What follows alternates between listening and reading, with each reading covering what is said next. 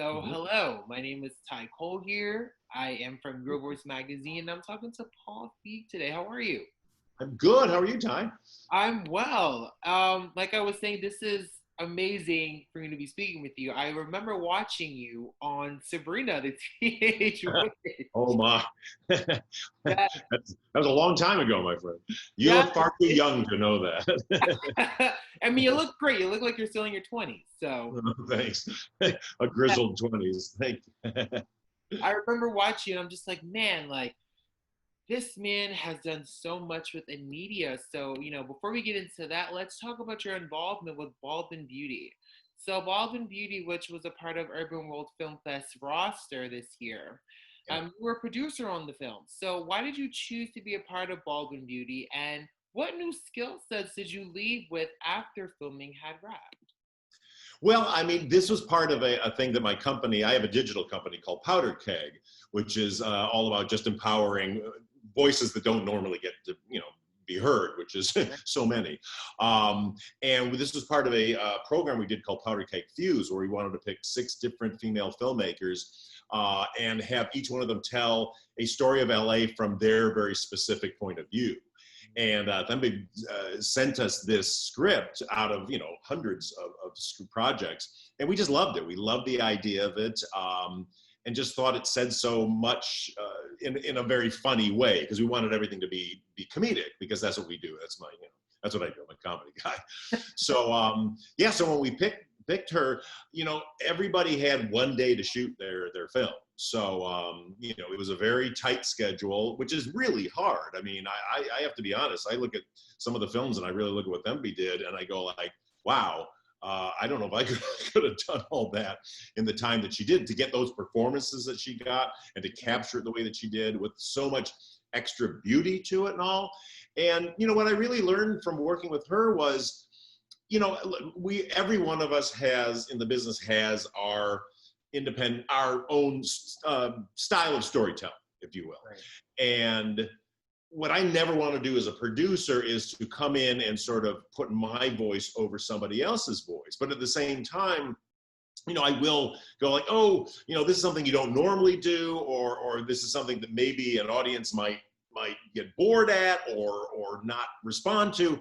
But if somebody can then tell me the reason why they think it's important, then I will completely step away and go like, that's great, because now this is your voice in a way that I wouldn't have done it.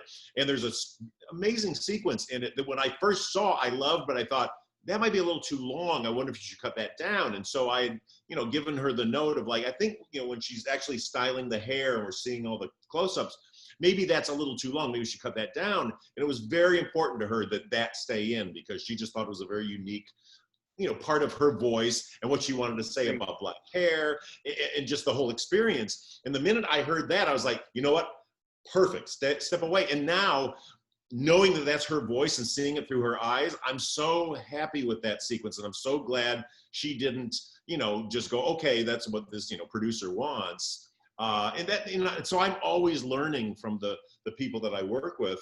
And the biggest lesson, like I say, is to let people have their voice if they have a very specific reason why they're doing it. It's not just like, well, I like it, and it took us took us a long time to shoot it, so it has to stay in.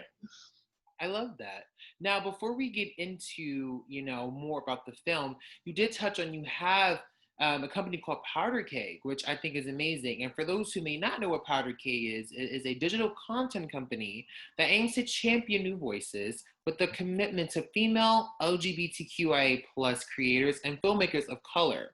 So why was this initiative so important for you to create and make sure that you're amplifying other voices that you mentioned aren't always given the opportunity to be voiced? Because I'm tired of hearing the same voices, and I'm tired of seeing the same perspective on life from movies, which comes from a very generally very white male perspective. And look, there's plenty of those movies, and they're great, and they will continue to come out. There'll be no shortage of those. But I want to hear other voices. When I see things like, when I saw the pilot of Insecure and going like, oh my God, I love this. And this is, a perspective in a world that's, we don't normally get to see in movies Exactly. or television.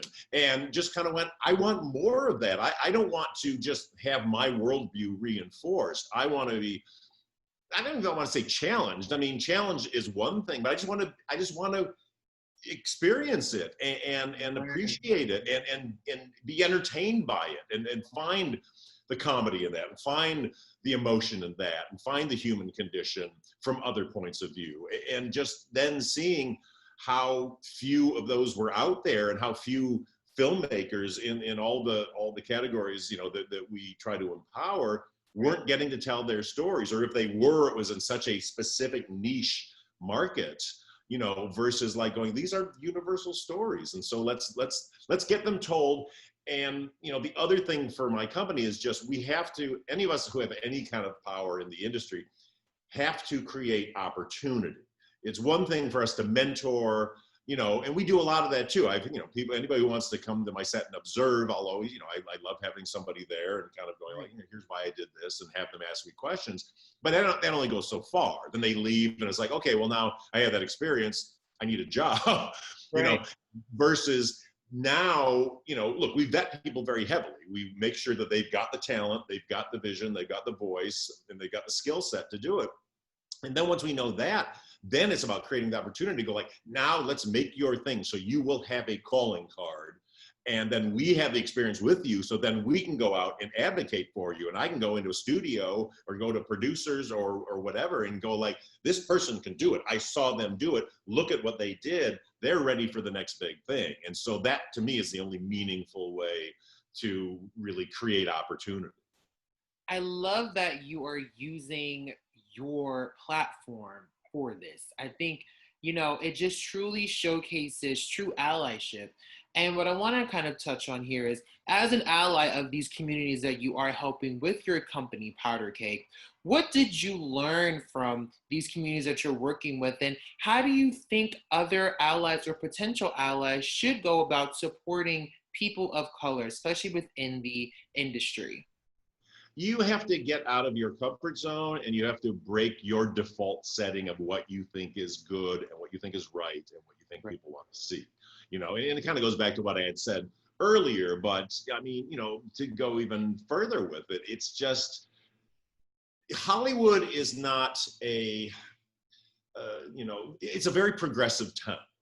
So it's not this town where there's secret meetings like, let's hold these people back, let's hold these people back.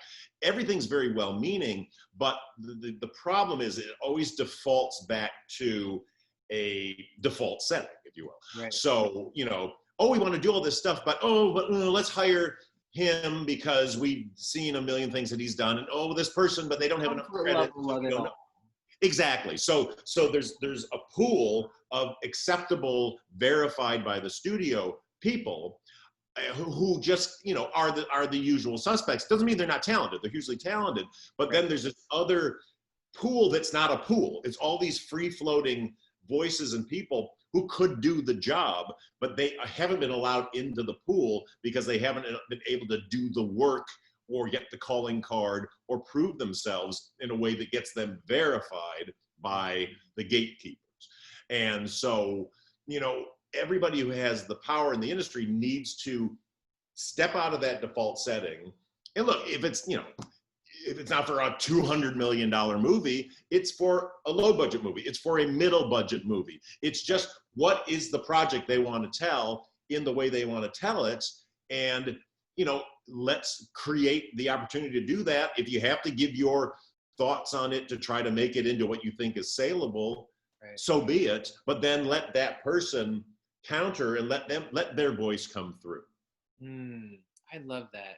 Now, being on set with Tembi, I'm sure you learned a lot of different things. And, because it was heavily themed around hair and Black hair, I'm sure there was a lot of things you probably picked up along the way. So is there anything you learned about hair or the Black woman's hair while on set working on this film, Baldwin v. Well, I actually have to admit, I was not there that day when we shot, because they only shot for one day, but I got such a great team. And also, Tembi knew what she was doing so much that again, because of this experience, I really wanted to get out of the way and let them do their thing.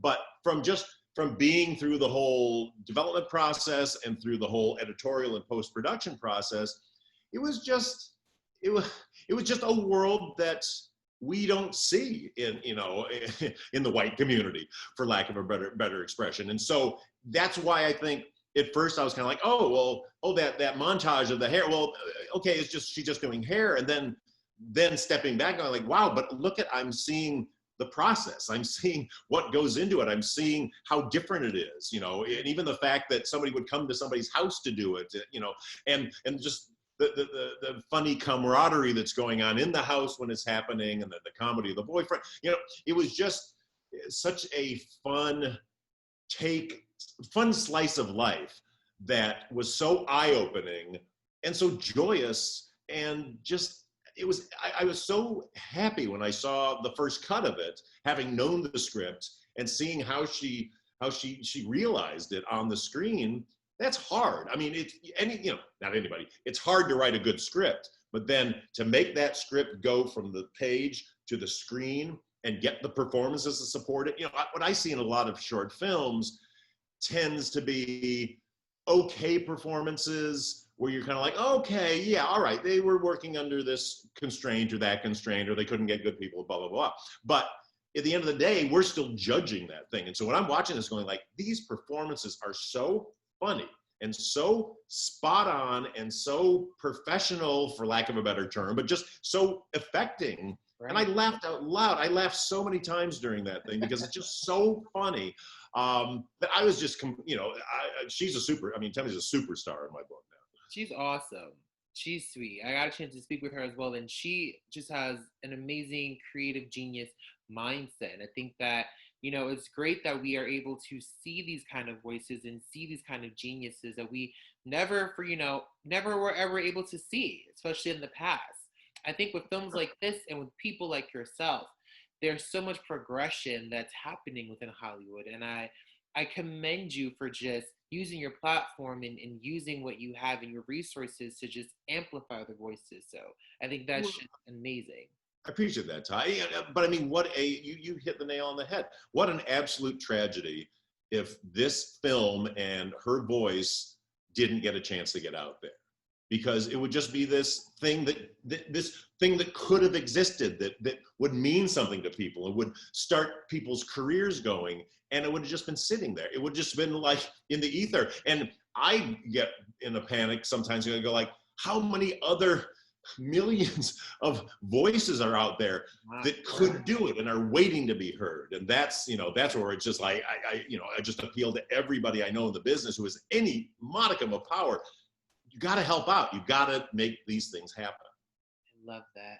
Now, you definitely have a fair share of your stories, especially starting out early on, creating that cult classic Freaks and Geeks, which I still watch from time to time, for sure. Now your name is also attached to a lot of memorable pieces as well, and projects and fan favorites like Bridesmaids. We have Zoe's Extraordinary Playlist, which airs on HBO Max.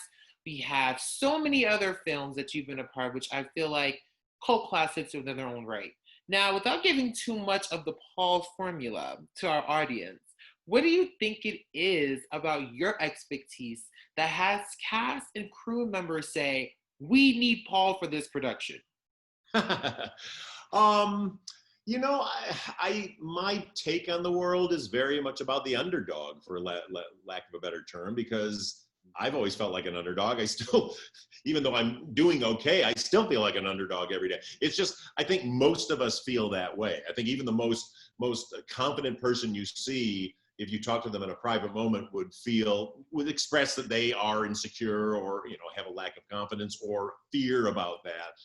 And so I think that ability to portray those people in an empathetic way, but also in a way that's fun and funny, it makes it relatable, and it also speaks to you, and it can affect you and also embolden you, I think. If you look at all my projects, they're really about people when we meet them who are feeling very unempowered, feeling very unsure about their place in the world, and if they're doing the right thing.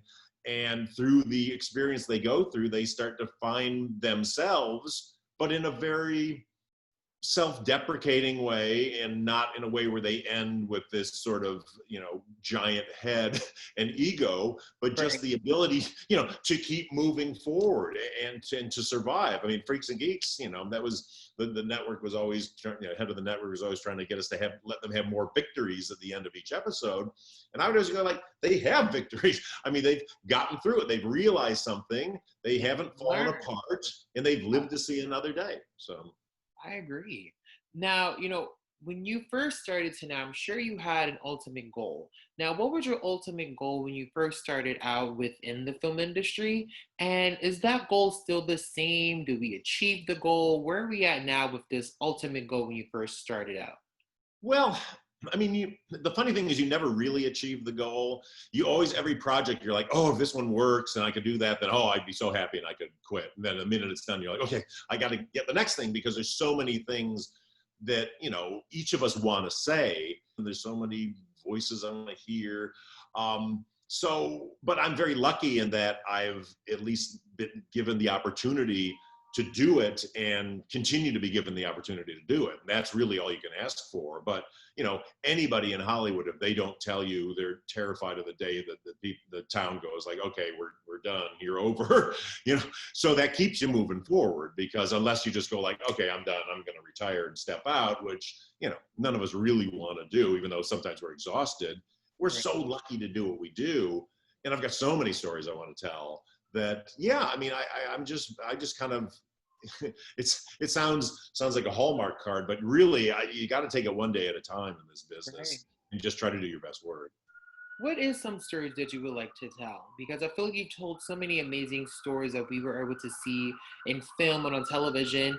What are some of those stories, or if you want to share at least one story that you have not been able to get off the ground yet that you want to work on, that you are working on? And in producing Zoe's Extraordinary Playlist, has really been great to help start to scratch the itch. But also, that's not, I was supposed to direct the pilot in my schedule I was doing last Christmas, and so I couldn't do it. So I actually haven't even gotten to direct one of those episodes, which kills me. But I really want to do a big, splashy musical with a very human story in the middle of it. I'm very inspired by a lot of the Bollywood musicals, and just the scope that they have and the look and all that. And so to really keep telling different types of underdog stories, small stories really at their heart, in the biggest way possible. And it doesn't mean it has to be a $200 million movie, but the circumstance has to be big, and undeniable, so that I can keep hopefully entertaining people in a ultimately uplifting and responsible way. It doesn't mean my movies have to be wonderful, and not have any edge. I like very edgy movies. Right. One of my favorite movies I made was A Simple Favor, which is very dark, but at the same time, there's a buoyancy to it, and it's, my goal is just to never tell a story that says you can't win, that people are terrible, that just give up.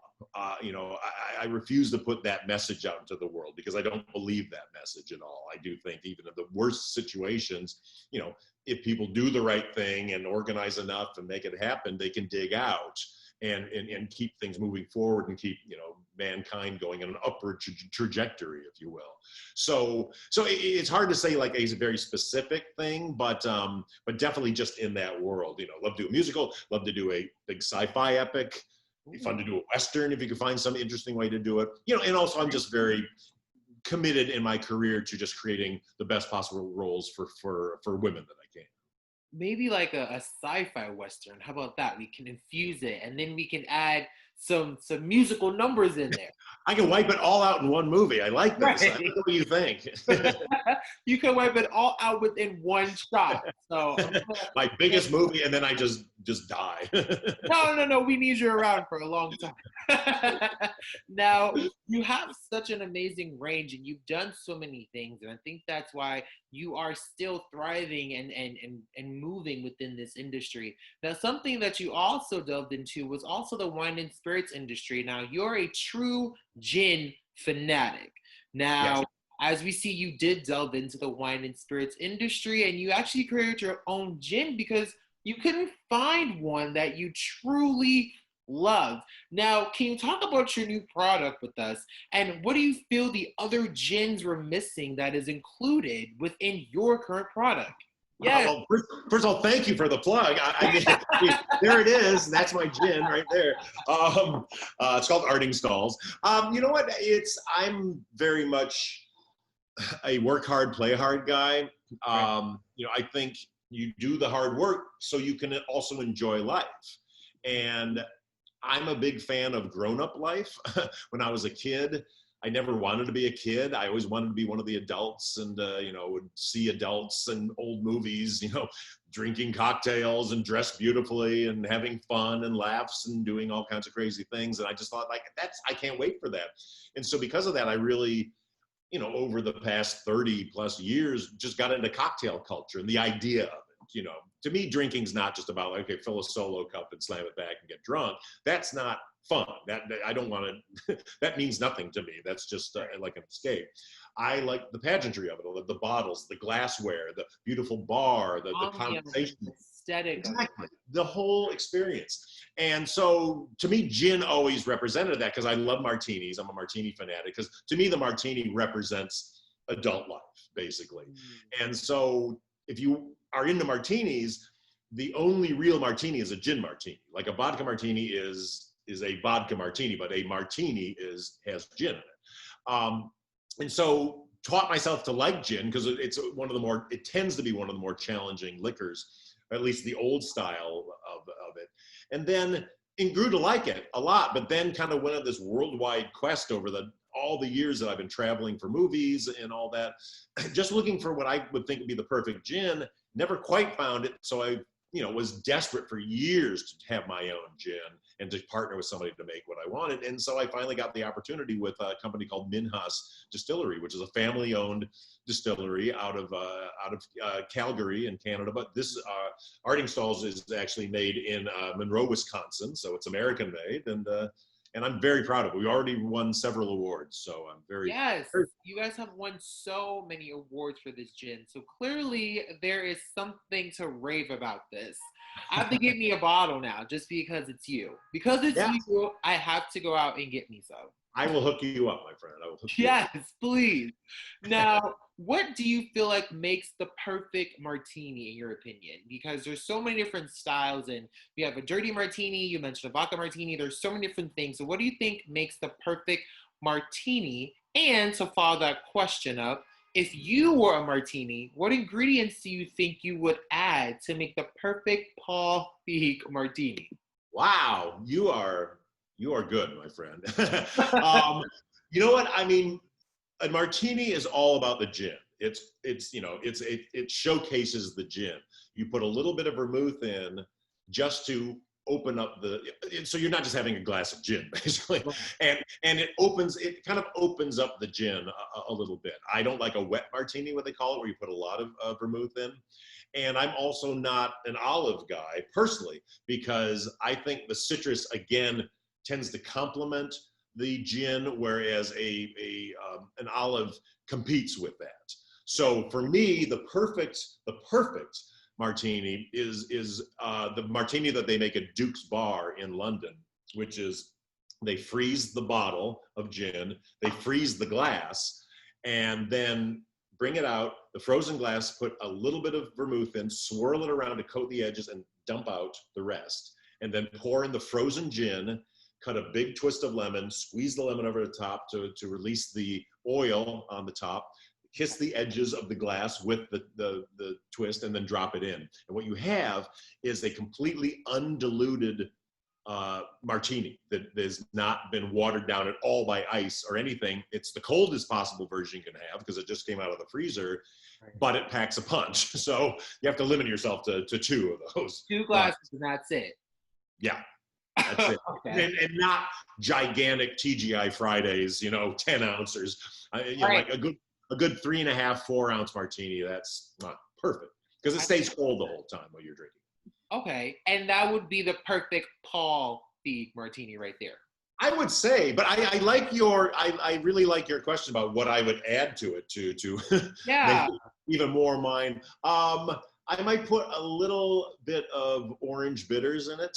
I think, and then I've actually done it occasionally where I put a little bit of this liquor called, is it like a wine basically called Lillet?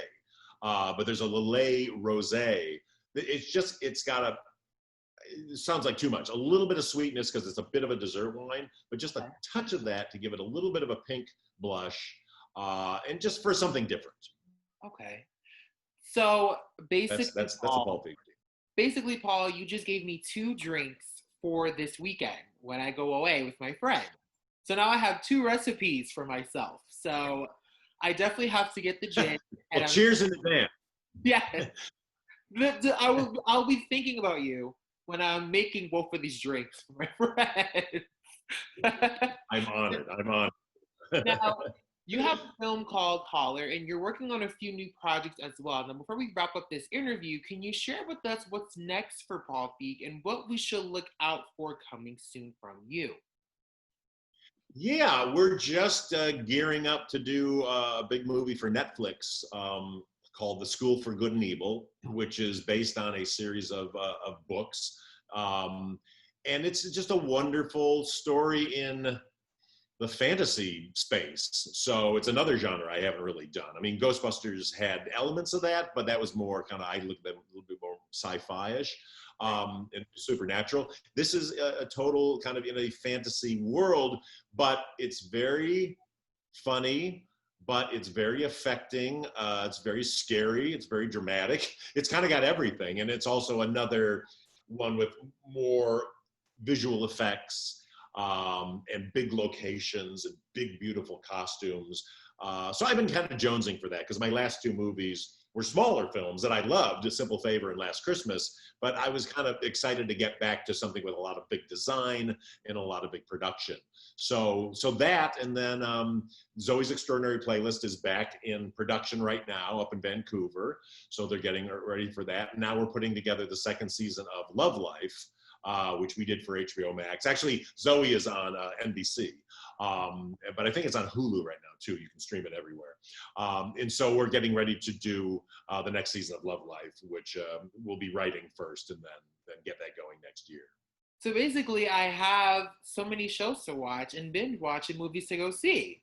Yes, exactly. And if you go to Dust, which is it's called Dust. It's a sci-fi channel. One of my favorite things I've ever done, a show called Other Space, which is a sci-fi comedy that we did in 2015 that nobody ever saw, is finally up and running on there, and you can get them through Roku or through the internet. So check that out. It's really fun. Okay, so listen, everyone. As you can see here, Paul is very busy. He has a lot going on, but make sure you guys are supporting his films. And yes, one last time for the marketing plug right here. The product. I'm a shameless plugger. I apologize.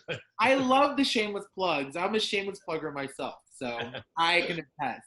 Paul, it's been amazing. Thank you so much, and I hope to speak with you soon. Make sure you guys are tuning in to Zoe's Drawing Playlist, which is on NBC. You can catch up on Hulu and be on the lookout for all of its other films that are coming on Netflix and things to come. Paul, you are amazing. Thank you so much, and thank you for giving me 2 recipes for my cocktails. Back at you. Have a great weekend, and it's been absolutely a pleasure to talk to you. Thank you so much. Enjoy. Thanks. I'll talk to you soon. Talk to you soon.